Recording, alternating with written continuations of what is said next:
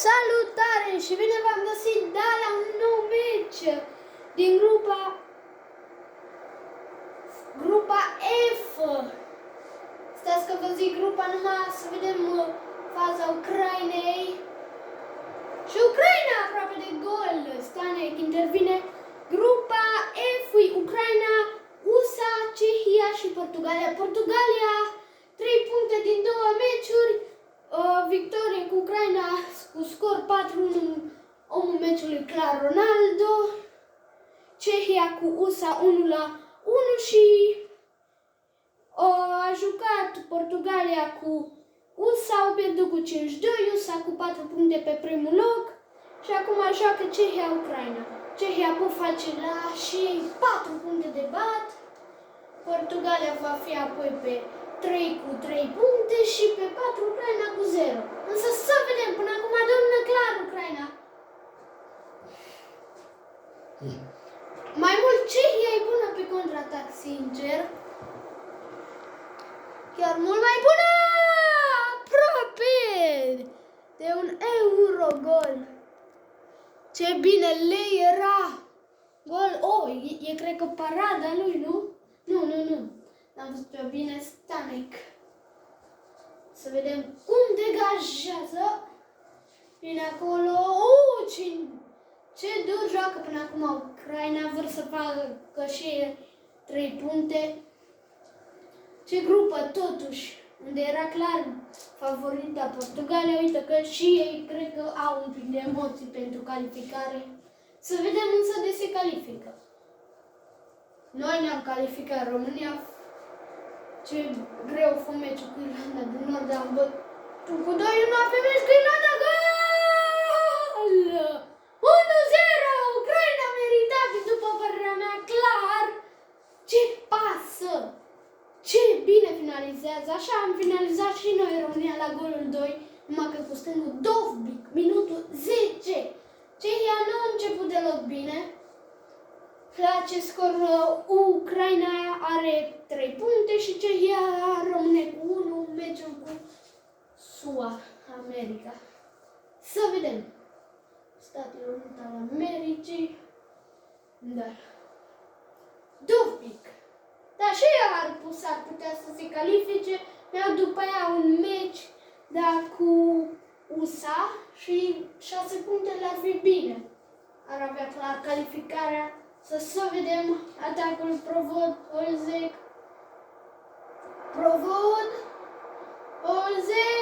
ce pasă lin, Olzec, bine că nu s-a dus pe în poartă.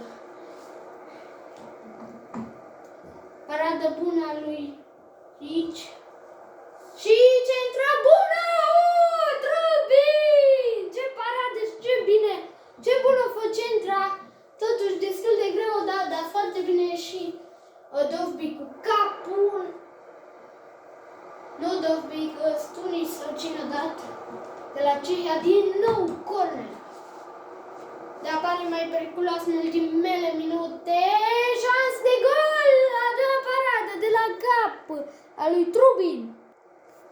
Ce parade! Wow! Să vedem. Zinchenko și el se apără, dau la scurtă și wow, cum vreau de acolo să marcheze. Mai bine o dădea la 6 metri Trubin. Da, Ucraina a început bine cu Portugalia, părea că poate, dar e imposibil, la cât de bine a jucat și Ronaldo, toți. Și Stepanenko, șansă. Brasco a fost făcut de atâtea ori de portughezul Cristiano Ronaldo. Da. Modric! Da, foarte bine balonul! Da, aproape de 2-0. Caze de la Mexic-Olanda. Mexic-Olanda, 2-1 pentru Mexic. Ce remontada! Totuși să ne concentrăm pe meciul ăsta. Șocek. Ce pasă bună, dar Trubin la balon. Pasă sunt la o adică mai mult degajare, nu pasă. Bine, Timic, Sudauf, ce bine a început Ucraina. Ce smești din nou, ce pase bune, ucrainienii, nimic. Foarte bine se apără Staneș. O paradă bună acum câteva minute, 5, 6, 5. Și puteau să scape pe contraatac. Ce meci nebun și interesant acesta. Stefanenko, Dovbic. Foarte bine la Mudric. Bine Cofal.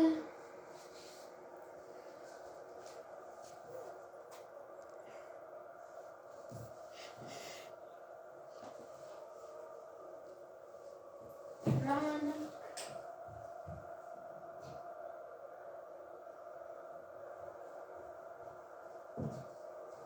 Și pasă bună, Provod, cu Masocek. Și cu Beniși, ce bine acolo! Șut în blocaj.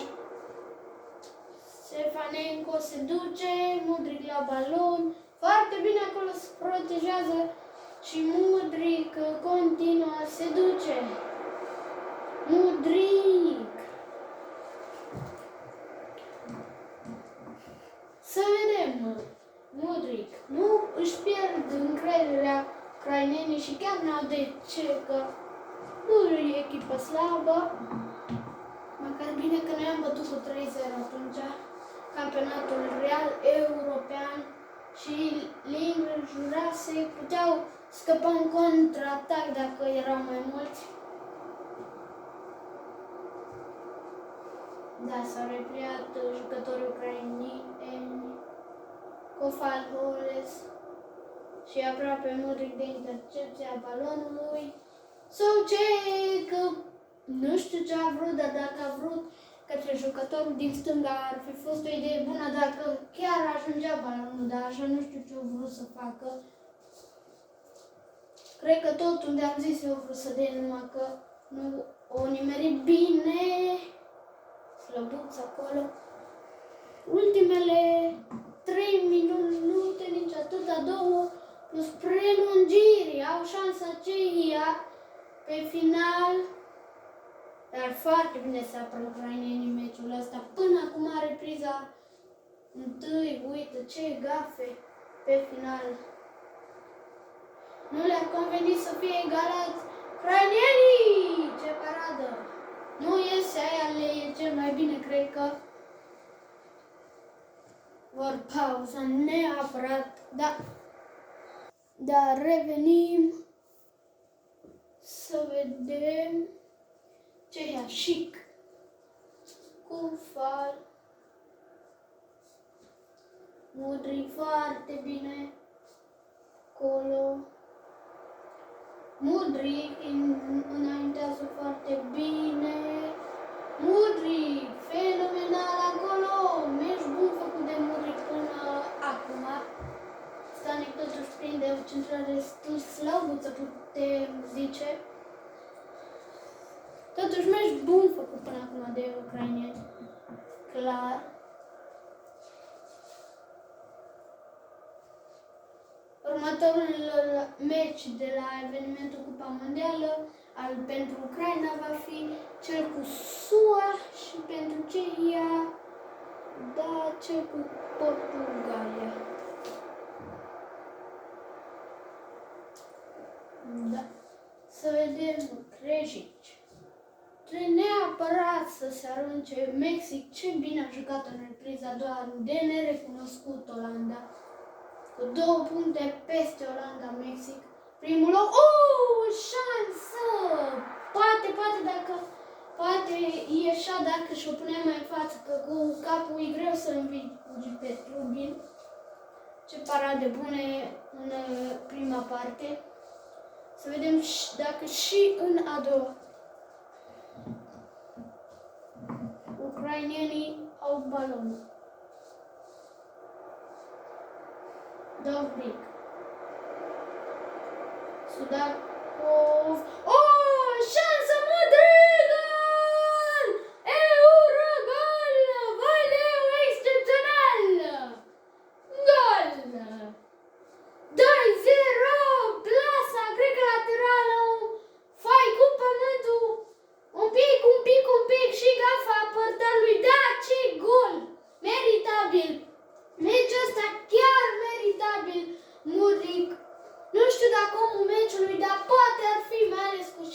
dat.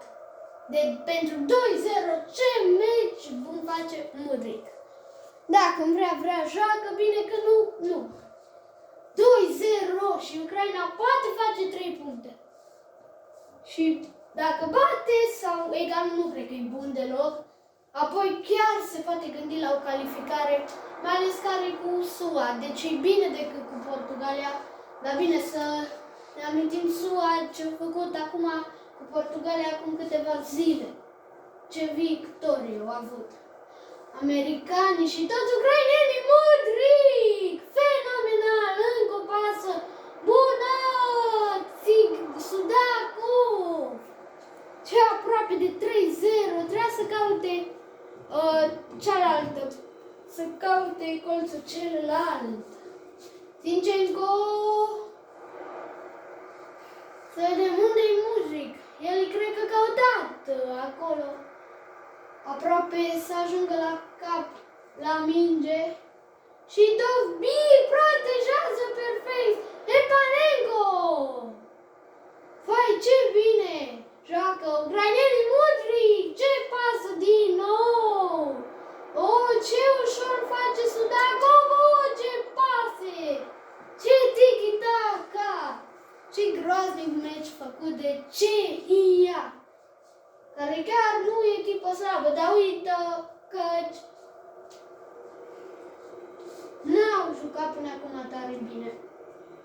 Și Obrovod poate acum să reducă, nu știu, și șutul ce-au vrut de acolo să dea, că putea face mai multe la faza aia. Mudryk, căuta, n-are cum să n-ajungă.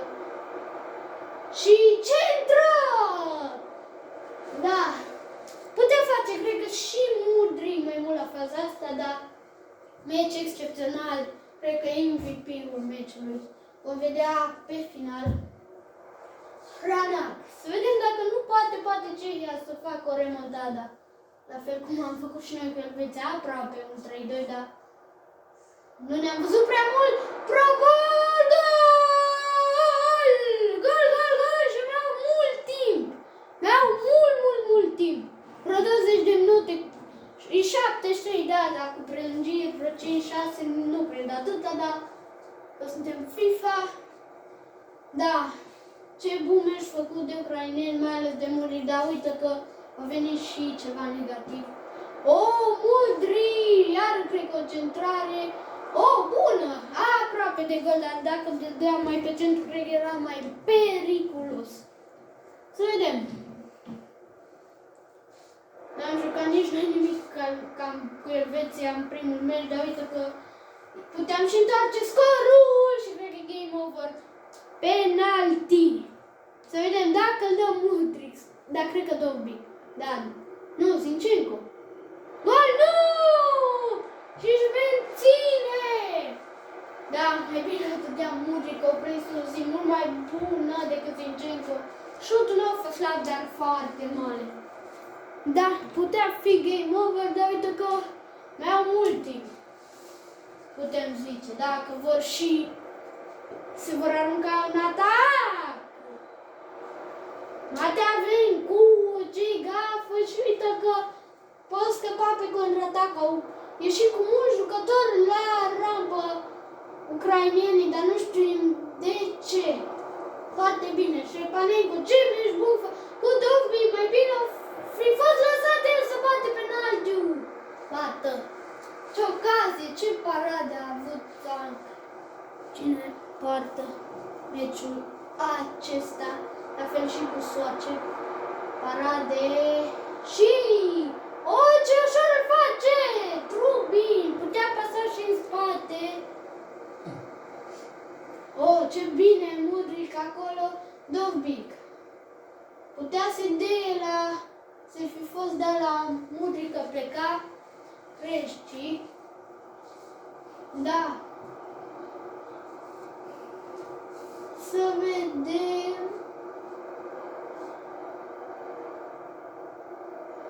Oare acum? Nu? Timi, mai trebuie încă 4 minute, vreo 6 cu prelungiri. Să se mai țină ucrainenii, dar nu vor să se arunce pe atac. Dobic! Ce bine se apără totul la faza aceasta și să vedem. Pe contraatac, Cerny! Nu-i Szczęsnik, e Cerny. Ok. Ce bun meci făcut de ucraineni. Ce bun meci. Și șansa acum. Modric. Și gata! Nu, e offside. Da, credeam că e gata meciul, dar nu. El are totul slăbut al lui Modric acolo. Trebuie să dea în sus, dar e gata. N-are ce să mai facă, da, game over. Uite cum s-a relansat. Wow, ce grupă. Da. Ce intensă grupă. Mulțumesc că v-ați uitat. Pa!